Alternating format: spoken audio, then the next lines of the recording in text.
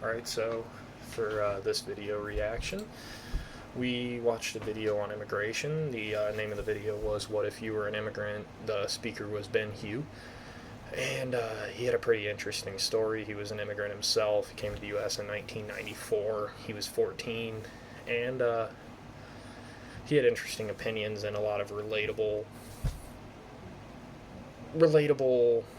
to immigrants, I would say, just like stories and examples from his own life that were helpful to his message. And he really ties the whole thing together well, and overall was a pretty interesting video that could definitely play into business law. He mentions policies and different things with how the government's set up and how they're making decisions on immigrants. So I'm going to go over a little bit of what he said and then get into a little bit more after that. So like I said, he came to the U.S. in 1994 at the age of 14. He told a story right at the beginning from when he was a kid, and this is what sounded like a reoccurring story, but he said he would bring his friends home, and they lived in a one-bedroom apartment, and he slept on a mattress on their living room floor and had nowhere for his friends to sit when he would get there. And he said when he would bring his friends in, his parents would say, well, we didn't know you were bringing friends over, and they would see the mattress in the living room floor, and his parents would just be super embarrassed that they didn't have like couches and places for them to sit, because instead of there being a normal living room with different things for people to sit on, they didn't have that. So they I guess it was just like a pretty reoccurring problem for him and something that embarrassed their parents greatly. And he goes in after that story to say that immigrants experience poverty in their own way, but each family, each person, they all experience it very differently, family to family. And that, I guess, struck me differently, because he kind of gets into poverty and stuff like that, but he said it's not always like a poverty situation, but it's like its own form of it. It's different for them because of their situation and how they're brought in and what immigration's effects on their lives as a citizen of the United States or living in the United States are. So he goes on, which this point struck me pretty aggressively, was suffering of an immigrant is caused by policy, not by nature. So he's saying the way our country is designed for immigrants, who gets let in, how they get it let in, what they can do when they get over, how long they can stay, all of this stuff, it plays a huge role on how their life in the United States is going to go.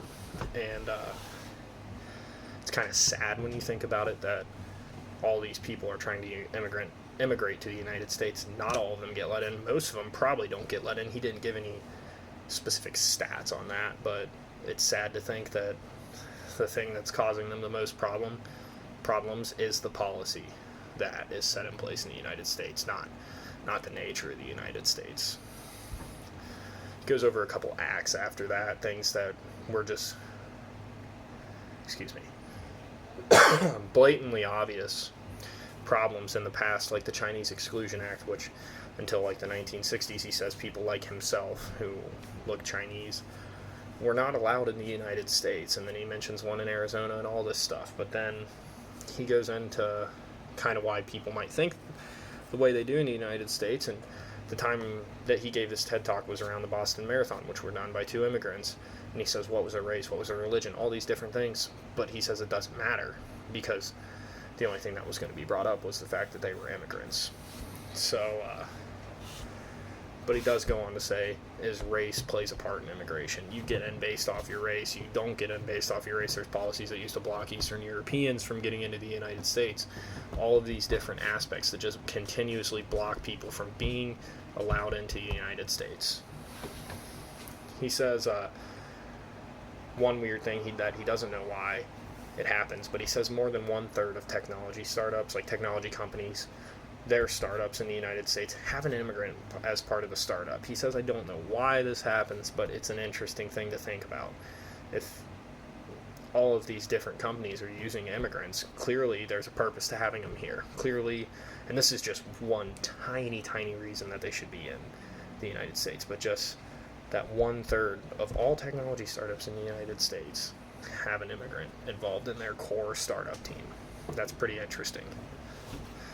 So then he says he was at dinner the other night, and he says, who do we let in? And he says that his answer is not important because it's about what we think. It's about what everybody, all these citizens in the United States think on this. And he says one of the problems is these people that we're electing, the people we're putting in office, they're the people making these decisions, and we're electing them based off of their views, but nobody actually asks the people what they think. What do we think should happen? How do we think it should happen? What should their lives be like? How can we help the transition be easier? All these different things.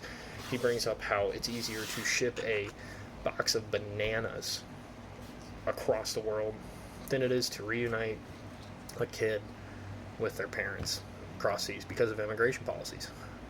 These policies are blocking people from living better lives than they could, because some people think, well, if we let these people in, then how are we ever going to have enough jobs for the people here? Newsflash, a lot of the people who don't have a job in the United States, not all of them, but some of them, don't have jobs because they're more interested in drugs and different things like this. There's more that can be done to help those people, and there's more that can be done to help these immigrants. The more people that are in the country, the more people who are going to be trying to start businesses, the more businesses, the more jobs. It's simple, in my opinion. I know there's more to it than that, but that is an aspect to think about. So, how does immigration impact business law? Well, it does, because it does a lot. Because, like I said, all of these policies that are blocking people from getting into the United States are the real problem of why immigration is such a tough thing, why the transition's hard, and why these different things, why it's hard for them to make money. A lot of them go work as janitors, he says. A lot of them get low-paying jobs and just barely scrape by, but it doesn't need to be that way. So if we put in different laws into place, and I'm not saying when they come in the country give them free money, I'm just saying there's got to be more ways that we can get more people in here with their families fully and help them have a better life, because they're probably leaving the country and moving halfway across the world because their life in their other country sucks. And we're supposed to be one of the greatest countries in the world.